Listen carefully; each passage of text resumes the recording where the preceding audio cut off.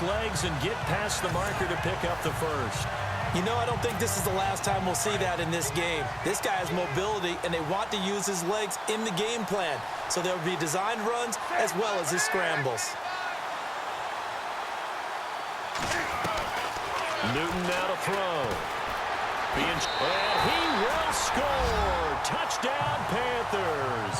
With the first touchdown of this Super Bowl. And the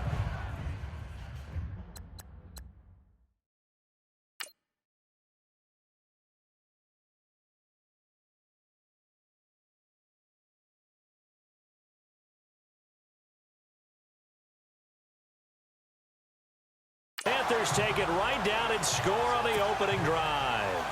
Graham Gano on for the extra point. And this will be good to give the Panthers a 7-0 lead. So that winds up a 7-play drive all told. And Cam able to take it himself in for the score. Gano out to kick this one away.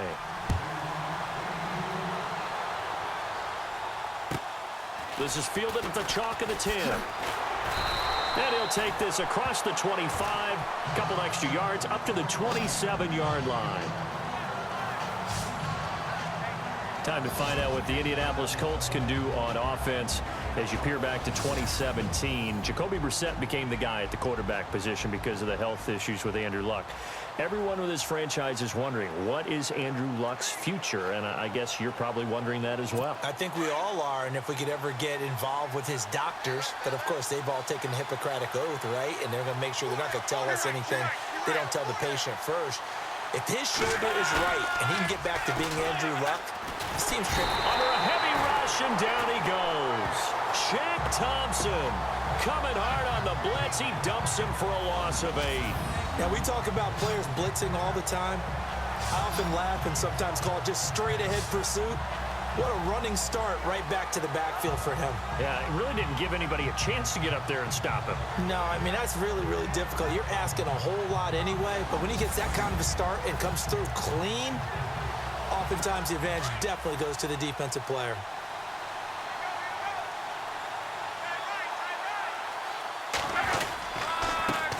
Here's the first carry now for Frank Gore. And he'll get across the 20, but only to about the 22-yard line.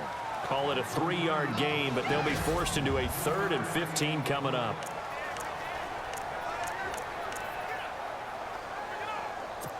And the defense searches for one more stop here after the run on 2nd down.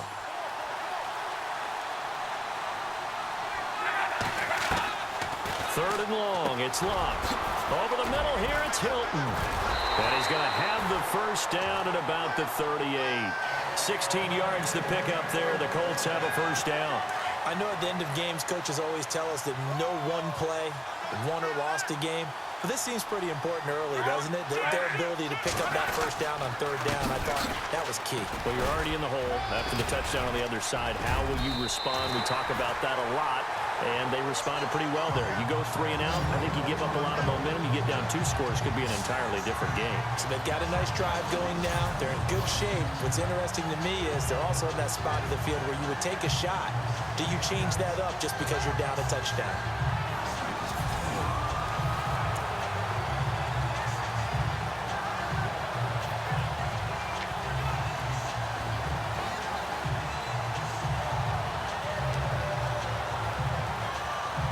So the offense has it 1st and 10.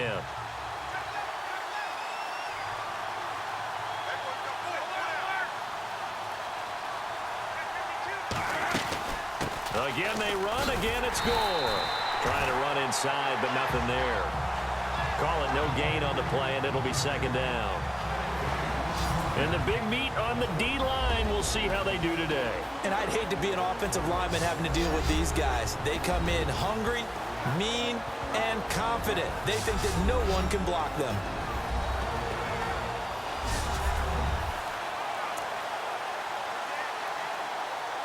Clock rolling as we hit the midway point of this first quarter.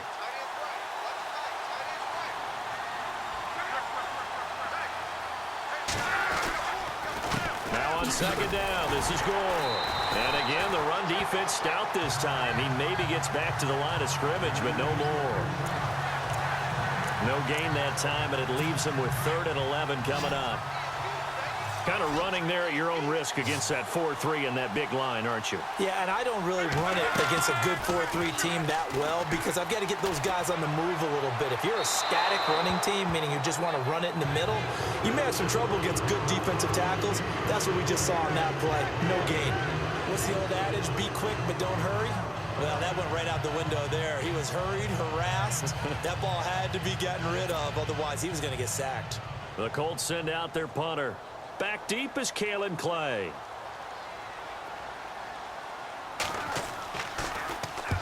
And he gets it away. A directional kick going toward the sideline.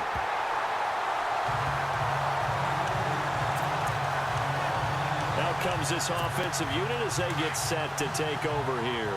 And certainly they'll be hoping to hit pay dirt like they did on the last drive. Got the football back, so a chance to go up 2 scores. And they haven't been tentative at all in this ball game because sometimes you start a game with your script to try and get information out of the opposing defense. How will they play you in certain situations?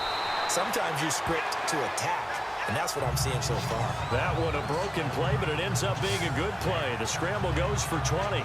Man, defensively, that hurts. They got him out of his rhythm. They had him hemmed in, but somehow he was able to tuck it away and get away for a gain.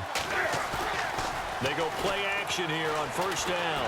He's going to go deep for Funchess. He rifles one that's intercepted. Picked off down at the 10. And a good return here as he takes it up past the 30-yard line. They told us repeatedly earlier in the week in our meetings, we need some plays from our defense here on the road early. They got one. And don't think they were above all week long pointing out to their defense that the other defense is rated higher than them. You going to let that happen, guys? And now the ball's out. Fumble near midfield. And it's picked up by the Panthers. And they'll set up shop right near midfield at the 49-yard line. The psychology of the game never ceases to amaze me because you would think there would never be a fumble from what we hear from coaches all the time, right? And how much they practice not fumbling. Practice it, preach it, talk about it all the time. Pressure, and he's going to be taken down. They sack him back right around the 44. Jabal Sheard coming on the blitz. He gets him for a loss of 7. He was trying to keep his eyes downfield. Nobody came open. He was trying to do everything that he had been taught, right? Every bit of the technique. But if no one's open, there is no technique except make sure you hold on to the ball as you go to the ground when you're getting sacked. The intended target that time was Jonathan Stewart, and it'll bring up 3rd down. He's thrown 1 interception already, and that doesn't necessarily mean the rest of the game is going to go like that. But it does seem that he's a little bit off in his approach to this one. Yeah, it does, and that was a risky throw right there. Got to be careful about taking care of the ball, making sure you get back within yourself. I mean, those mechanics that they work on all the time, they're there for a reason. Kind of get back to those and maybe tamp it down a little bit. It's a great job by this secondary. When I watch them, they remind me of elite defenders on a basketball court, right? They want to contest each and every pass. Great contest on 3rd down to bring up 4th. And this is incomplete. Boy, a real head-scratcher there. And the Colts are going to get the football in outstanding field position. Before the offense changes hands here, let's look back at the Super Bowl February 5th. What a game. I know you were there calling it offensively, though. Impressive on both sides. It certainly was, and let's face it, if you're in Minnesota, it's cold outside, but you talk about the offenses, they heated up in a big way. And how about Nick Foles? The backup quarterback turned MVP. 373 yards, 3 touchdowns, and, of course, the big one receiving on the Philly special. Quite a story. As you and I were talking about off air, it was just a fluid game. Not a lot of penalties, just really clean play. Exactly the type of game the NFL needed for the audiences at home watching the game and, of course, people in attendance. A really well-played game. Give him 9 there on the 1st down completion. An ex-teammate used to tell me all the time, I hate experienced quarterbacks because no matter what, you really can't hide what you're doing. And I think that right there, he knew right away where the blitz was coming from, where his primary guy was going to be, and he ended up going to a secondary target for a nice game. I was just going to ask you, that wasn't the primary target. He's so good at that, isn't he? I think he knew right away that he wasn't going to get to his primary guy. I think he read that as soon as he got to the line of scrimmage, knew where the pressure was going to come from, and said, I know how to beat that, and that's what he did. He got maybe a half yard at most, but officially they'll be left with a 3rd and 2. Well, after what we just saw, we know that with 3rd down coming up, this is not a gimme for the offense. They've got to figure out what they want to do. Do they challenge their offensive line and try and run it? Or do they go ahead and concede that this is a tough defense and put it in the air? And he gets this down to the 18. Good enough for a 1st down. Luck finding his emerging tight end Doyle for a Colt 1st. Many different ways to create space, but on that play, he did it with that big, wide body of his. Didn't get a whole lot of yardage on the play, but it did what it was supposed to. Pick up a 1st down. On 1st down, it's Gore. He'll get forward for 3 down to the 16-yard line. When we talk about Luke Kuechly, you can't talk about his overall game without talking about his intelligence and how he controls the whole defense. He quarterbacks that defense, and at times will actually make checks, just like a quarterback would on offense to get them into the right defense. They definitely were on that play. How about that finish, holding that to a minimal gain?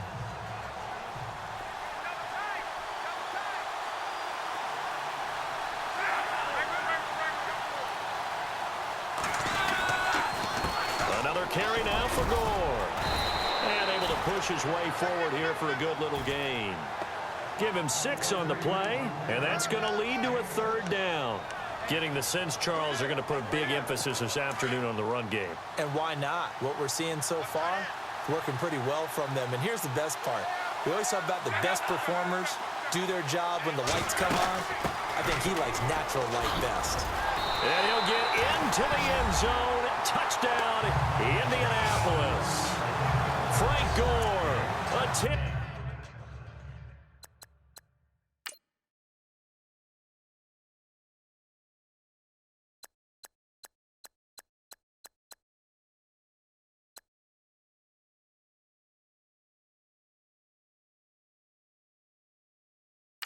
Touchdown run.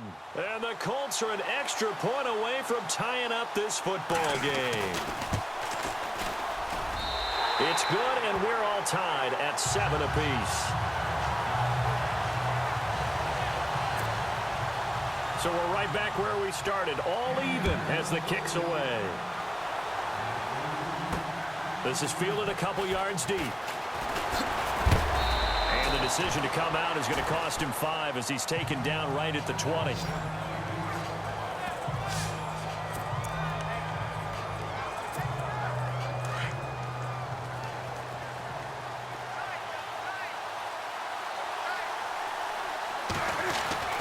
Now a 1st down throw for Newton. Dancing to his left. And he's going to get this one across the 30-yard line. A nifty bit of scrambling there. 12 yards, 1st down. With my good friend Charles Davis, Brandon Gaudin with you. And the offense lining up 1st and 10.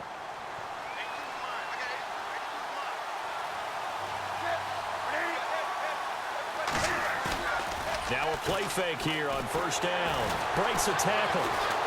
Steps away to his left. And nearly picked off there. Almost intercepted. Instead, 2nd down. Pretty lucky to get the football back. Had his target out there waving the arms, saying I'm open, but maybe didn't see him quick enough. And I know the jokes are always about defensive backs' hands.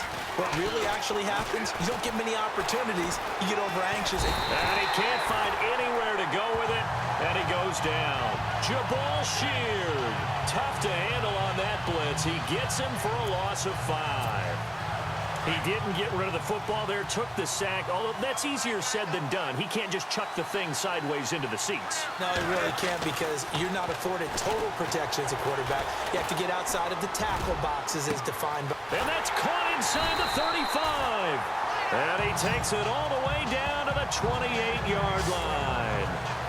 A big 3rd down play there for the Panthers.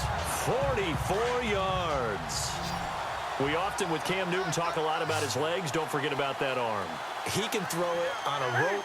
He can loft it. He's got the touch that's been developed throughout his career.